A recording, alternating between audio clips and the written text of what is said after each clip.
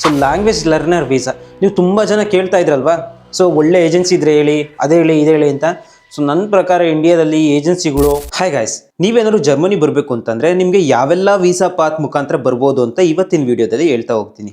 So ಈ video ಬರೀ ನರ್ಸಸ್ಗಷ್ಟೇ ಅಲ್ಲ, ನರ್ಸಸ್ಗಾಗಿರ್ಬೋದು, ಜಾಬ್ ಸೀಕರ್ ವೀಸಾ ಆಗಿರ್ಬೋದು, ಆಮೇಲೆ ಮತ್ತೆ ಅರ್ಬೈಟ್ ಲಾಸ್, ಜರ್ಮನಿನಲ್ಲಿದ್ದು ಅರ್ಬೈಟ್ ಲಾಸ್ ಆಗಿರ್ಬೋದು, ಅಥವಾ IT ವರ್ಕರ್ ಆಗಿರ್ಬೋದು, ಅಥವಾ ಇಂಜಿನಿಯರ್ಸ್ ಆಗಿರ್ಬೋದು, ಬೇರೆ ಪ್ಯಾರಾಮೆಡಿಕಲ್ಸ್ ಆಗಿರ್ಬೋದು, ಎನಿ ಜಾಬ್ಸ್ ಆಗಿರ್ಬೋದು.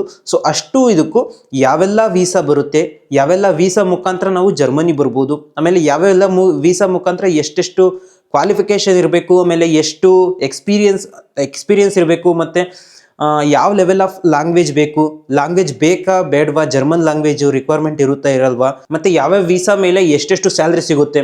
ಸೊ ಅಷ್ಟನ್ನು ಈ ವಿಡಿಯೋದಲ್ಲಿ ಎಕ್ಸ್ಪ್ಲೈನ್ ಮಾಡ್ತಾ ಹೋಗ್ತೀನಿ, ಕಂಪ್ಲೀಟಾಗಿ ನೋಡಿ. ಸೊ ಮೊದಲನೇದು ಬಂದ್ಬಿಟ್ಟು EU blue card. So EU blue card ಇದೊಂಥರ ಜರ್ಮನಿ ಪ್ರೀಮಿಯಂ ವೀಸಾ ಇದ್ದಂಗೆ. ಸೊ ಇದರಲ್ಲಿ ಯಾವ ಥರಪ್ಪ ಅಂದರೆ ಸ್ಯಾಲ್ರಿ ವರ್ಷಕ್ಕೆ 40 lakhs ಇರುತ್ತೆ. ಸೊ ನಾನಲ್ಲಿ ಸ್ಯಾಲ್ರಿನ ರುಪೀಸಲ್ಲಿ ಹೋಗ್ತೀನಿ. ಸೊ 40 lakhs ಇರುತ್ತೆ. ಮತ್ತು ಇದಕ್ಕೆ ಲ್ಯಾಂಗ್ವೇಜ್ ರಿಕ್ವೈರ್ಮೆಂಟ್ ಬಂದ್ಬಿಟ್ಟು B1 ಲೆವೆಲ್ ಲ್ಯಾಂಗ್ವೇಜ್ ಬೇಕಾಗಿರುತ್ತೆ. ಸೊ ನೀವು ಜರ್ಮನಿ ಬಂದಾದ್ಮೇಲೆ ನಿಮಗೆ ಅಕಾಮಿಡೇಷನ್ ಕೂಡ ಕೊಡ್ತಾರೆ. ಸೊ ನಿಮಗೆ ಏನಾದ್ರು ವರ್ಕ್ ಮಾಡೋಕ್ಕೆ ಇಂಟ್ರೆಸ್ಟ್ ಇರಲಿಲ್ಲ, ಅಥವಾ ನೀವು ಎಂಪ್ಲಾಯರ್ ಏನಾದ್ರು ಚೇಂಜ್ ಮಾಡಬೇಕು ಅಂತ ಅಂದ್ಕೊಂಡಿದ್ರೆ, ಸೊ ಅವಾಗ 1 years ವರ್ಕ್ ಮಾಡಾದ್ಮೇಲೆ ಸೊ ಆರಾಮ್ಸೆ ನೀವು ಎಂಪ್ಲಾಯರ್ನ ಚೇಂಜ್ ಮಾಡ್ಕೋಬೋದಾಗಿರುತ್ತೆ. ಮತ್ತೆ ಎರಡನೇದು ಚಾನ್ಸಸ್ ಕಾರ್ಟೆ.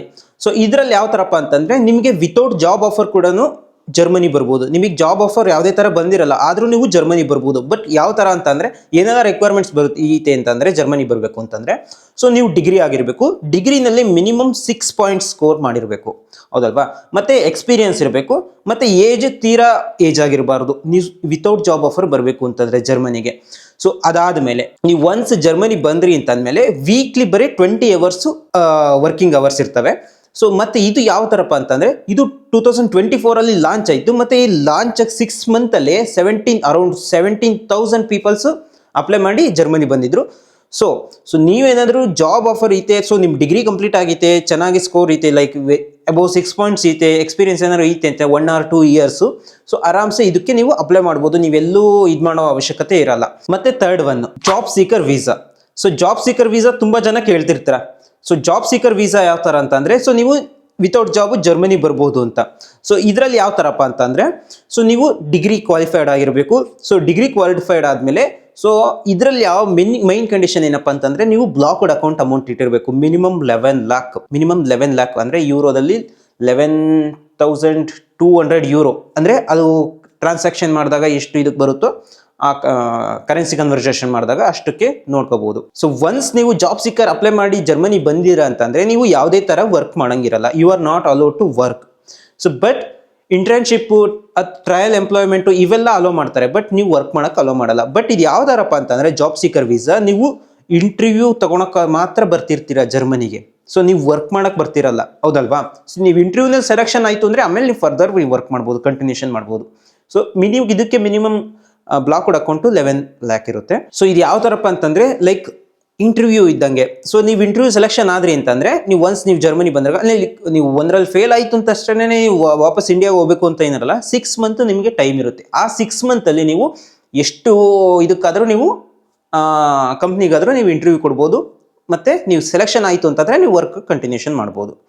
ಸೊ ಇದರಲ್ಲಿ ಯಾವ ಥರಪ್ಪ ಅಂದರೆ ನೀವು ಜಸ್ಟ್ ಥಿಂಕ್ ಮಾಡ್ಕೊಡಿ, ಹೆಂಗೆ ಅಂದರೆ ಒಂದು 6 month ಅಡಿಷನ್ ಐತೆ ಜರ್ಮನಿನಲ್ಲಿ ಅಂತ. So job seeker visa. ಮತ್ತು fourth one work permit visa. So ಈ ವರ್ಕ್ ಪರ್ಮಿಟ್ ವೀಸಾ ಯಾವ ಥರ ವರ್ಕ್ ಆಗುತ್ತೆ ಅಂತಂದರೆ, ಸೊ ನಿಮಗೆ ಜಾಬ್ ಆಫರ್ ಸಿಕ್ಕಿರಬೇಕು. ಸೊ ನಿಮಗೆ ಯಾವುದೇ ವಿತೌಟ್ ಜಾಬ್ ಆಫರು ನೀವು ಜರ್ಮನಿಗೆ ಬರೋಕ್ಕಾಗಲ್ಲ. ಮತ್ತು ಮಿನಿಮಮ್ ಕ್ವಾಲಿಫಿಕೇಷನ್ಸ್ ಏನೇನು ಇರ್ತಾವಲ್ಲ ಅದಕ್ಕೆ ರಿಕ್ವೈರ್ಮೆಂಟ್ ಕ್ವಾಲಿಫಿಕೇಷನು ಅಷ್ಟು ನೀವು ಫುಲ್ಫಿಲ್ ಆಗಿರ್ಬೋದು. Like for example degree completion ಆಗಿರ್ಬೋದು, ಲ್ಯಾಂಗ್ವೇಜ್ ಲೆವೆಲ್ ಆಗಿರ್ಬೋದು, ಅಷ್ಟು ಕಂಪ್ಲೀಷನ್ ಆಗಿರ್ಬೋದು. ಸೊ ಇವನ್ನೆಲ್ಲ ನೀವು ಫುಲ್ಫಿಲ್ ಆಗಿರಬೇಕಾಗಿರುತ್ತೆ. ಮತ್ತು ಇದರಲ್ಲಿ ಇನ್ನೊಂದು ಏನಪ್ಪ ಬೆನಿಫಿಟ್ ಅಂತಂದರೆ, ಲೈಕ್ ಅವಾಗಲೇ ನಾನು ಹೇಳ್ದಲ್ಲ EU ಕಾರ್ಡ್ ಅಂತ. ಸೊ EU ಬ್ಲೂ ಕಾರ್ಡ್ ಇರುತ್ತಲ್ಲ, ಸೊ ಅದ್ರ ಥರ ಮಿನಿಮಮ್ ಸ್ಯಾಲ್ರಿ ಥ್ರೆಶೋಲ್ಡ್ ಇರಲೇಬೇಕು ಅಂತ ಏನಿರಲ್ಲ, ಇದಕ್ಕೆ ಸ್ಯಾಲ್ರಿ ಥ್ರೆಶೋಲ್ಡ್ ಏನೂ ಇರಲ್ಲ. ಸೊ ಬಟ್ ನೀವೇನಂತಂದರೆ ನೀವು ಅಷ್ಟು ಕ್ವಾಲಿಫಿಕೇಷನ್ನ ಪಾಸ್ ಆಗಿರಬೇಕು, ಹೌದಲ್ವಾ. ಸೊ ಇದು work permit visa. So best ಅಂತಂದರೆ ವರ್ಕ್ ಪರ್ಮಿಟ್ ವೀಸಾ ನನ್ನ ಪ್ರಕಾರ. ಫಿಫ್ತ್ ಒನ್ ಬಂದ್ಬಿಟ್ಟು ಫ್ರೀಲ್ಯಾನ್ಸರ್ ವೀಸಾ. ಸೊ ಇದಕ್ಕೆ ಯಾವುದೇ ಥರ ಜಾಬ್ ಆಫರ್ ಬೇಕಾಗಿರಲ್ಲ, ಯಾವುದೇ ಥರ ಎಂಪ್ಲಾಯರ್ ಕೂಡ ಬೇಕಾಗಿರಲ್ಲ. ಸೊ ಇದಕ್ಕೆ ನೀವು ಯಾವ ಥರಪ್ಪ ಅಂದರೆ ನಿಮಗೆ ಒಂದು ಬಿಸ್ನೆಸ್ ಪ್ಲಾನ್ ಇರಬೇಕು. ಸೊ ನೀವೇನಾದರೂ ಒಂದು ಬಿಸ್ನೆಸ್ ಪ್ಲಾನ್ ಮಾಡ್ತಿದ್ದೀರಾ, ಮತ್ತು ನಿಮ್ಗೆ ಯಾವ್ದಾದ್ರು ಒಂದು ಕ್ಲೈಂಟು ಜರ್ಮನಿನಲ್ಲಿ ಸಿಕ್ಕಿದ್ದಾರೆ ಅಂತಂದರೆ, ಸೊ ಆ ಲೆಟರ್ ಇಟ್ಕೊಂಡು ನೀವು ಫ್ರೀಲಾನ್ಸರ್ ವೀಸಾನ ಅಪ್ಲೈ ಮಾಡ್ಬೋದು. ಸೊ ಇದಕ್ಕೆ there is no minimum salary ಇಷ್ಟೇ ಇರಲೇಬೇಕು ಅಂತ ಏನಿರಲ್ಲ. ಸೊ ನೀವು ಎಷ್ಟು ಬೇಕಾದ್ರೂ ಅರ್ನ್ ಮಾಡ್ಬೋದಾಗಿರುತ್ತೆ. ಸೊ ಇದರಲ್ಲಿ ಯಾವ ಥರ ಅಂತಂದರೆ, ಇದು ಮೆಜಾರಿಟಿ ಇದು ಕ್ರಿಯೇಟಿವ್ ಯಾವ್ದಾದ್ರು ಕ್ರಿಯೇಟರ್ಸ್ ಆಗಿರ್ಬೋದು, ಲೈಕ್ ಯಾವ್ದಾದ್ರು ಆರ್ಟಿಸ್ಟ್ ಆಗಿರ್ಬೋದು, ಇಂಥವ್ರಿಗೆ ಇದು ಜಾಬು ಬೇಗ ಸಿಗುತ್ತೆ. ಸೊ ಮತ್ತೆ ಇದಕ್ಕೆ ಮೆಜಾರಿಟಿ ವೀಸಾ ಕೊಡೋದು ಬೆರ್ಲಿನಲ್ಲಿ ತುಂಬ ಜಾಸ್ತಿ ಸಿಗ್ತವೆ ಈ ವೀಸಾಗಳು. ಲೈಕ್ ವರ್ಷಕ್ಕೆ ಏನಿಲ್ಲ ಅಂತಂದ್ರೆ 5000 ವೀಸಾಸ್ನ ಫ್ರೀಲಾನ್ಸರ್ ವೀಸಾದಲ್ಲಿ ಕೊಡುತ್ತೆ. ಸೊ ನೀವೇನಾದರೂ ಫ್ರೀಲಾನ್ಸರ್ ಆಗಿದ್ರೆ ಸೊ ಜರ್ಮನಿನಲ್ಲಿ ಬೆರ್ಲಿನ್ಗೆ ಅಪ್ಲೈ ಮಾಡಿ, ಬೆಸ್ಟ್ ಇರುತ್ತೆ. 6th ಒನ್ ಬಂದ್ಬಿಟ್ಟು student visa. So student visa ತುಂಬ ಜನ ಕೇಳಿರ್ತೀರಾ, ಸೊ ಯಾವ ಥರ ಎಲ್ಲ ಬೆನಿಫಿಟ್ಸ್ ಇರುತ್ತೆ ಅಂತ. ಸೊ ಸ್ಟೂಡೆಂಟ್ ವೀಸಾದಲ್ಲಿ ಜರ್ಮನಿನಲ್ಲಿ ಯಾವ ಥರಪ್ಪ ಅಂದರೆ, ಸೊ ನಿಮಗೆ ಟ್ಯೂಷನ್ ಫೀ ಫ್ರೀ ಆ ಥರ ವರ್ಕ್ ಮಾಡ್ಬೋದು, ಮತ್ತೆ ನೀವು ಕಲೀಲೂಬಹುದು. ಸೊ ನಿಮ್ಗೆ ಯಾವ ಥರಪ್ಪ ಅಂತಂದರೆ, ನೀವು ಯಾವುದೇ ಥರ ಅಮೌಂಟ್ ಪೇ ಮಾಡೋಂಗಿರಲ್ಲ, ಜರ್ಮನಿನೇ ನಿಮಗೆ ಅಮೌಂಟ ಪೇ ಮಾಡುತ್ತೆ. ತಿಂಗಳ ಇಷ್ಟಿಷ್ಟು ಅಮೌಂಟ್ ಅಂತ ನಿಮಗೆ ಕೊಡ್ತಾ ಹೋಗ್ತಾ ಇರುತ್ತೆ, ಲೈಕ್ ಸ್ಟೇ ಫಂಡ್ ಥರ. ಸೊ ಮತ್ತೆ ನೀವು ಸ್ಟಡಿ ಕೂಡ ಫ್ರೀಯಾಗಿ ಕಲಿತಾ ಹೋಗ್ಬೋದು. ಸೊ ನಮ್ಮ ಹಾಸ್ಪಿಟಲ್ಗೆ ಅರೌಂಡು 1300 ಯೂರೋ ಅಂದರೆ ಲೈಕ್ 1,20,000 30,000 ಲೆವೆಲ್ಗೆ ಸ್ಟೂಡೆಂಟ್ಸಿಗೆ ಕೊಡ್ತಾ ಹೋಗ್ತಾರೆ, ನರ್ಸಸ್ಗೆ. ಸೊ ನೀವ್ಯಾರು ನರ್ಸಸ್ ಆಗಿದ್ರೆ ಸೊ ನಮ್ಮ ಹಾಸ್ಪಿಟಲಲ್ಲಿ ಅಪ್ಲೈ ಮಾಡಿ. ಸೊ ನಿಮಗೆ ನೀವು ಫ್ರೀಯಾಗಿ ಕಲಿನಬಹುದು, ಮತ್ತೆ ನಿಮ್ಗೆ ತಿಂಗಳ ಏನಿಲ್ಲ ಅಂತಂದ್ರೆ 1,20,000 30,000 ಅರ್ನ್ ಕೂಡ ಮಾಡ್ಬೋದು. ಸೊ ಅದರಲ್ಲಿ ನಿಮಗೆ ಒಂದು 50,000 ಖರ್ಚು ತಗೋದ್ರು ನೀವೇನಿಲ್ಲ ಅಂತಂದ್ರೆ 70,000 to 80,000 ಸೇವ್ ಮಾಡ್ಬೋದು. ಸೊ ಒನ್ಸ್ ನೀವು ಸ್ಟೂಡೆಂಟ್ ವೀಸಾದಲ್ಲಿ ಜರ್ಮನಿ ಬಂದಾದ್ಮೇಲೆ ಸೊ ನೀವು ಅಪ್ ಟು 20 hours ನೀವು ವರ್ಕ್ ಮಾಡ್ಬೋದಾಗಿರುತ್ತೆ. ಕಲಿಯೋದಷ್ಟೇ ಅಲ್ಲ, ನೀವು ವರ್ಕ್ ಸೊ ನೀವು ಕಲಿತಾನೆ ಜಾಬ್ ಕೂಡ ಮಾಡ್ಬೋದಾಗಿರುತ್ತೆ. ಅದು ವೀಕ್ಲಿ 20 hours ಅಷ್ಟೇ ಇರುತ್ತೆ. ಸೊ ಅದಕ್ಕಿಂತ ಜಾಸ್ತಿ ಮಾಡೋಂಗಿರಲ್ಲ. ಸೊ ಮತ್ತೆ ಒನ್ಸ್ ನೀವು ಗ್ರಾಜ್ಯುಯೇಷನ್ ಆದರೆ ಅಂತಂದರೆ ನಿಮಗೆ ಸಡನ್ನಾಗಿ ಯಾವುದೂ ಜಾಬ್ ಸಿಕ್ಕಿರಲ್ಲ. ಸೊ ಅದಕ್ಕೆ ನಿಮ್ಮ ಜರ್ಮನಿ ಏನು ಮಾಡುತ್ತೆ ಅಂತಂದರೆ, ಜರ್ಮನ್ ಗೌರ್ಮೆಂಟು ನಿಮಗೆ 1.5 year ಟೈಮ್ ಕೊಡುತ್ತೆ. ಸೊ 1.5 year ನೀವು ವಿತೌಟ್ ಜಾಬು ನೀವು ಜರ್ಮನಿಯಲ್ಲಿ ಇರ್ಬೋದಾಗಿರುತ್ತೆ. ಸೊ ಆ ಟೈಮಲ್ಲಿ ನೀವು ಒಂದು ಜಾಬ್ನ ಹುಡ್ಕೊಳ್ಬೇಕಾಗಿರುತ್ತೆ. ಸೊ ಆ ಟೈಮಲ್ಲಿ ಜಾಬ್ನ ಹುಡ್ಕೊಂಡು ನೀವು ವರ್ಕ್ನ ಕಂಟಿನ್ಯೂಷನ್ ಮಾಡ್ಬೋದಾಗಿರುತ್ತೆ.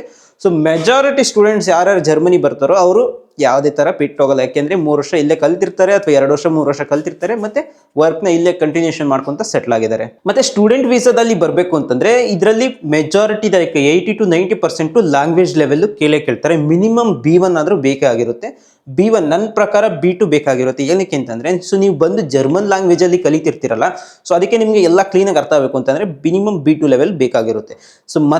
ಸೊ ನೀವೇನಾದರೂ ಮಾಸ್ಟರ್ಸ್ ಮಾಡಬೇಕು ಅಂತಂದ್ರೆ ಜರ್ಮನಿನಲ್ಲಿ ನಿಮಗೆ ಬ್ಲಾಕ್ಡ್ ಅಕೌಂಟ್ ಅಂತ ಇಡಬೇಕಾಗುತ್ತೆ. ಐ ಥಿಂಕ್ ನಾನು ಅವಾಗಲೇ ಹೇಳಿದ್ನಲ್ಲ, ಮೆಜಾರಿಟಿ ಬ್ಲಾಕ್ಡ್ ಅಕೌಂಟ್ಸ್ ಬಂದ್ಬಿಟ್ಟು 11 to 12 lakh ಯಾವುದೇ ಜಾಬ್ ಎಲ್ಲ ಇದ್ರು ಅಥವಾ ಯಾವುದೇ ಸ್ಟಡೀಸ್ ಮಾಡ್ತೀರಿ ಅಂತಂದ್ರೂ ಅದರಲ್ಲಿ ನೀವು ಮಿನಿಮಮ್ ಬ್ಲಾಕ್ಡ್ ಅಕೌಂಟು ಇಡಬೇಕಾಗಿರುತ್ತೆ. ಸೊ ಬಟ್ ಕೆಲವೊಂದು ಜಾಬ್ಸಲ್ಲಿ ನಿಮಗೆ ಯಾವುದೇ ಥರ ಬ್ಲಾಕ್ಡ್ ಅಕೌಂಟ್ಸ್ ಬೇಕಾಗಿರಲ್ಲ. ಮತ್ತು 7th ಫ್ಯಾಮಿಲಿ ರಿಯೂನಿಯನ್ ಯೂಸಾ ಅಂತ ಅಂದರೆ, ಸೊ ಇವಾಗ ಫಾರ್ ಎಕ್ಸಾಂಪಲ್ ನಾನೀಗ ಜರ್ಮನಿಲಿ ಇದ್ದೀನಿ. ಸೊ ಇನ್ ಕೇಸ್ ನಮ್ಮ ವೈಫ್ ಏನಾದರೂ ಲೈಕ್ ಇಂಡಿಯಾದಲ್ಲಿ ಇದ್ದಾರೆ ಅಂತ ತಿಳ್ಕೊಳ್ಳಿ. ಸೊ ಅವಾಗ ನಾನು ನನ್ನ ವೈಫ್ನ ಈ ಜರ್ಮನಿ ಕರೆಸ್ಕೋಬೇಕು ಅಂತಂದರೆ ಅವರಿಗೆ ಮಿನಿಮಮ್ ಕ್ವಾಲಿಫಿಕೇಷನ್ A1 ಆದರೂ ಕಲ್ತಿರ್ಬೇಕಾಗಿರುತ್ತೆ. ಮತ್ತೆ ಸೊ A1 ಕಲ್ತಿರ್ಬೇಕು, ಮತ್ತೆ ಅವರು ನಮ್ಮದು ಸ್ಯಾಲ್ರಿ ಏನಿರುತ್ತಲ್ಲ ಮಿನಿಮಮ್ ಸ್ಯಾಲ್ರಿ ಇಷ್ಟು ಅಂತ ಇರಬೇಕಾಗಿರುತ್ತೆ. ಸೊ ಆ ಸ್ಯಾಲ್ರಿ ಥ್ರೆಶೋಲ್ಡ್ ರೀಚ್ ಆಯ್ತು ಅಂದರೆ ಸೊ ನಾನು ನನ್ನ ವೈಫ್ನ ಇಲ್ಲಿಗೆ ಜರ್ಮನಿಗೆ ಕರೆಸ್ಕೋಬೋದಾಗಿರುತ್ತೆ. ಮತ್ತೆ ಸೊ ಚಿಲ್ಡ್ರನ್ಸ್ ಏನಾದರೂ ಅಂಡರ್ 16 ಏಜ್ ಏನಾದರೂ ಇದ್ರು ಅಂತಂದರೆ, 16 years old ಏನಾದರೂ ಇದ್ರು ಅಂದರೆ ಅವರಿಗೆ ಯಾವುದೇ ಥರ ಲ್ಯಾಂಗ್ವೇಜ್ ರಿಕ್ವೈರ್ಮೆಂಟ್ ಬೇಕಾಗಿರಲ್ಲ, ಆರಾಮ್ಸೆ ಅವ್ರನ್ನ ಜರ್ಮನಿ ಕರೆಸ್ಕೋಬೋದಾಗಿರುತ್ತೆ. ಮತ್ತೆ ಅವ್ರೇನಾದರೂ ಎಬೋವ್ 18 ಇದ್ರು ಅಂತಂದರೆ, ಲೈಕ್ ಎಬೋವ್ 16 to 18 ಇಯರ್ ಓಲ್ಡಲ್ಲಿ ಏನಾದರೂ ಇದ್ರು ಅಂತಂದರೆ ಅವರಿಗೆ ಲ್ಯಾಂಗ್ವೇಜ್ ಲೆವೆಲು ಬೇಕಾಗಿರುತ್ತೆ. ಸೊ ನೀವೇನಾದ್ರು ಜರ್ಮನಿಲಿ ಇದ್ರು ಅಂತಂದರೆ ವಿತಿನ್ 16 ಏಜ್ ಇರಬೇಕಾದ್ರೆ ನಿಮ್ಮ ಮಕ್ಕಳನ್ನ ಜರ್ಮನಿ ಕಳಿಸ್ಕೊಂಡ್ರೆ ಬೆಸ್ಟ್ ಆಗಿರುತ್ತೆ. ಯಾಕೆಂದರೆ ನೀವು ಜರ್ಮನಿಲಿ ಜರ್ಮನ್ ಲ್ಯಾಂಗ್ವೇಜ್ ಕಲಿತ್ರೆ ಬೇಗ ಕಲಿಬೋದು. ಸೊ ಮತ್ತೆ 8th ಒನ್ ಬಂದ್ಬಿಟ್ಟು language learner visa. So language learner visa ನೀವು ತುಂಬ ಜನ ಕೇಳ್ತಾ ಇದ್ರಲ್ವಾ, ಸೊ ಒಳ್ಳೆ ಏಜೆನ್ಸಿ ಇದ್ರೆ ಹೇಳಿ, ಅದೇ ಹೇಳಿ ಇದೇ ಹೇಳಿ ಅಂತ. ಸೊ ನನ್ನ ಪ್ರಕಾರ ಇಂಡಿಯಾದಲ್ಲಿ ಏಜೆನ್ಸಿಗಳು ಅಷ್ಟೊಂದು ಇದಾಗಲ್ಲ. ಏನಕ್ಕೆ ಅಂತ ಅಂದರೆ, ಲೈಕ್ ಈಗ ನಾವು ಕನ್ನಡ ಮಾತಾಡ್ತಿರ್ತೀವಿ ಅಂದ್ಕೊಳ್ಳಿ, ಸೊ ಕನ್ನಡ ನಮಗಿಂತ ಚೆಂದಾಗೆ ಬೇರೆಯವ್ರು ಕಲ್ಸೋಕ್ಕಾಗಲ್ಲ, ಹೌದಲ್ವಾ? ಸೊ ಅದೇನೇ ಹಿಂದಿ ಮಾತಾಡೋಣ ಹೋಗಿ ನಮಗೆ ಅವ್ನು ಹಿಂದಿ ಏನೇ ಕನ್ನಡ ಕಲ್ತಿರ್ಬೋದು, ಅವ್ನಿಗೋಗಿ ಕನ್ನಡ ಕಲಿಸು ಅಂತಂದರೆ ಅವ್ನ ಕೈಲಿ ಆಗಲ್ಲ. ಯಾಕೆಂದರೆ ಅವ್ನು ಕಲಿಸ್ತಾನೆ, ಬಟ್ ಅಷ್ಟು ಎಫಿಷಿಯನ್ಸಿಯಾಗಿ ಕಲಿಸಲ್ಲ. ಸೊ ಅದಕ್ಕೋಸ್ಕರ ನೀವು ಯಾವ ಲ್ಯಾಂಗ್ವೇಜ್ ಇರುತ್ತಲ್ಲ, ಯಾರ್ದು ಮದರ್ ಟಂಗ್ ಇರುತ್ತಲ್ಲ ಅವ್ರ ಜೊತೆ ನೀವು ಕಲಿತಾಗ ನಿಮಗೆ ಲ್ಯಾಂಗ್ವೇಜು ತುಂಬ ಇಂಪ್ರೂವ್ ಆಗುತ್ತೆ. ಅದಕ್ಕೋಸ್ಕರ ನಾನು ಯಾವತ್ತೂ ಸಜೆಷನ್ ಮಾಡೋದು, ನೀವು ಯಾವುದೇ ಏಜೆನ್ಸಿ ಚೂಸ್ ಮಾಡೋಕೆ ಹೋದ್ರು ಸೊ ಅಲ್ಲಿ ಜರ್ಮನ್ನವ್ರು ಏನಾದರೂ ನಿಮಗೆ ಲ್ಯಾಂಗ್ವೇಜ್ ಟೀಚ್ ಮಾಡ್ತವ್ರಾ ಅಥವಾ ಇಂಡಿಯಾದವ್ರು ಟೀಚ್ ಮಾಡ್ತವ್ರಾ ಅದನ್ನು ನೀವು ನೋಡ್ಕೊಳ್ಳಿ. ಸೊ ನಿಮಗೆ ಕ್ಲಿಯರಾಗಿ ಲೈಕ್ ಪ್ರಾಪರಾಗಿ ನಿಮ್ಗೆ ಅರ್ಥ ಆಗಬೇಕು, ಅವಾಗ ಮಾತ್ರ ನಿಮಗೆ ಲ್ಯಾಂಗ್ವೇಜ್ ಕಲಿಯೋಕ್ಕೆ ಈಸಿ ಆಗೋದು, ಹೌದಲ್ವಾ? ಸೊ ಈಗ ವೀಸಾ ಬಗ್ಗೆ ಮಾತಾಡೋಣ. So language learner visa. So ನೀವು ಜರ್ಮನಿ ಬರಬೇಕು, ಲ್ಯಾಂಗ್ವೇಜ್ ಕಲಿಬೇಕು ಅಂತ ಅಂದ್ಕೊಂಡಿದ್ರೆ ನಿಮಗೆ ಬೆಸ್ಟ್ ಏನಪ್ಪ ಅಂದರೆ ನಾನು ಸಜೆಷನ್ ಮಾಡೋದು, ಸೊ ನೀವು ಜರ್ಮನಿಗೆ ಬಂದು ನೀವು ಲ್ಯಾಂಗ್ವೇಜ್ನ ಕಲಿಬೋದಾಗಿರುತ್ತೆ. ಸೊ ಲ್ಯಾಂಗ್ವೇಜ್ ಲರ್ನರ್ ವೀಸಾ ಮುಖಾಂತರ ನೀವು ಅಪ್ಲೈ ಮಾಡ್ಬೋದು. ಸೊ ಇದು ತುಂಬ ಜನಕ್ಕೆ ಗೊತ್ತಿರಲ್ಲ, ತುಂಬ ಜನ ಲೈಕ್ ಗೊತ್ತೇ ಇರಲ್ಲ, ಇನ್ನೆಲ್ಲಿ ಮಾಡ್ತಾರೆ. ಸೊ ಅದಕ್ಕೋಸ್ಕರ ಸೊ ಈ ವೀಸಾದಲ್ಲಿ ನೀವು ಅಪ್ಲೈ ಮಾಡ್ಬೋದು. ಫಸ್ಟ್ ನೀವೇನು ಮಾಡಬೇಕು ಅಂತಂದರೆ, ಜರ್ಮನಲ್ಲಿ ಲ್ಯಾಂಗ್ವೇಜ್ ಕಲಿಸ್ತಾರಲ್ಲ, ಸೊ ಆ ಇನ್ಸ್ಟಿಟ್ಯೂಟ್ಗಳಿಗೆ, ಸೊ ಜರ್ಮನ್ ಏಜೆನ್ಸಿಗಳು ಇರ್ತಾವಲ್ಲ, ಸೊ ಅವರೇನು ನಿಮಗೆ ಯಾವುದೇ ಥರ ಚಾರ್ಜ್ ಮಾಡಲ್ಲ.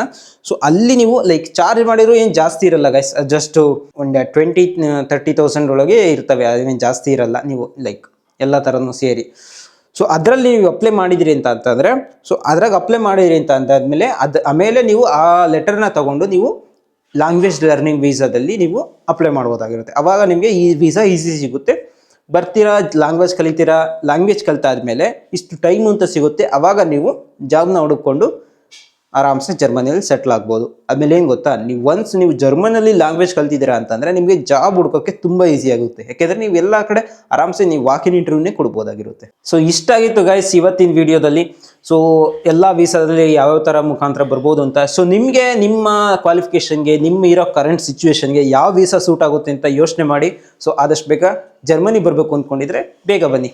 I wish you all welcome to Germany. So ಇದೇ ಥರ ಹೆಚ್ಚಿನ ವೀಡಿಯೋಸ್ ಆಗಿ ಜರ್ಮನ್ ರಿಲೇಟೆಡ್ ವೀಡಿಯೋಸು ಮತ್ತು ನ್ಯೂ ರೂಲ್ಸಸ್ಸು ಮತ್ತು ಏನಾದರೂ ಎಕ್ಸ್ಟ್ರಾ ಇನ್ಫಾರ್ಮೇಷನ್ ಇತ್ತು ಅಂತಂದರೆ, ಮತ್ತು ಲ್ಯಾಂಗ್ವೇಜ್ ಕಲಿಬೇಕು ಅಂತಂದರೆ, ಸೊ ನಾನು ಆಲ್ರೆಡಿ ಯೂಟ್ಯೂಬಲ್ಲಿ ಪ್ಲೇಲಿಸ್ಟಲ್ಲಿ, ಸೊ ನಮ್ಮ ಗ್ಲೋಬಲ್ ವೈಬ್ಸ್ ಕನ್ನಡ ಯೂಟ್ಯೂಬಲ್ಲಿ ಪ್ಲೇಲಿಸ್ಟಲ್ಲಿ ಹಾಕಿದ್ದೀನಿ.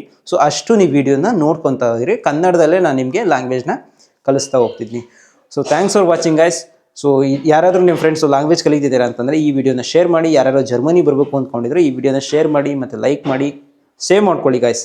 ಇದು ತುಂಬ ಇಂಪಾರ್ಟೆಂಟ್ ಆಗಿರುತ್ತೆ. Thanks for watching. Bye bye.